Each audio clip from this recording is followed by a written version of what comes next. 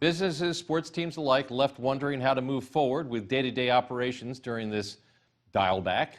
KIMT News 3 Sports Director Caleb Gillock joining us with how two of our area teams are proceeding.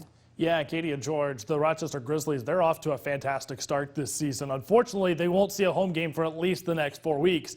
Head coach Chris Ratzloff says this season has been a lot like sitting on the edge of your seat.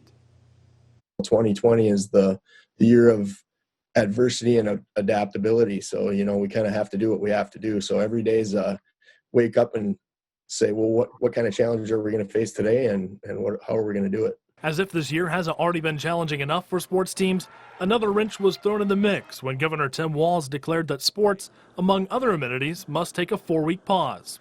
Sue Yost from Freeborn County Public Health explains why the break was necessary. They were seeing a lot of cases associated with sports activities, a lot of positive lab-confirmed cases.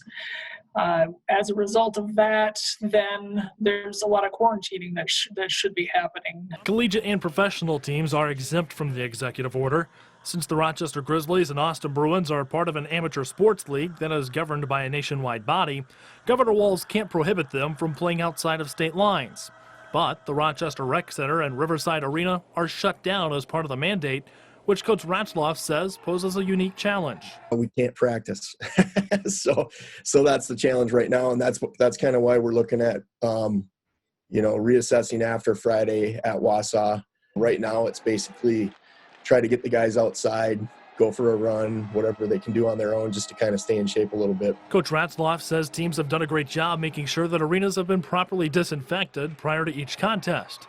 Yost says she believes no matter where teams play, they are at risk, which is why Ratzloff says they are taking the matter seriously for their players and billet families. We don't want to be carriers and bringing it back. The crazy thing is that when we went through our 14 days, I don't believe any of the billets were infected by any of our players. So it's kind of a thing that we don't understand. We don't know how this is transmitted, but that's definitely on our minds.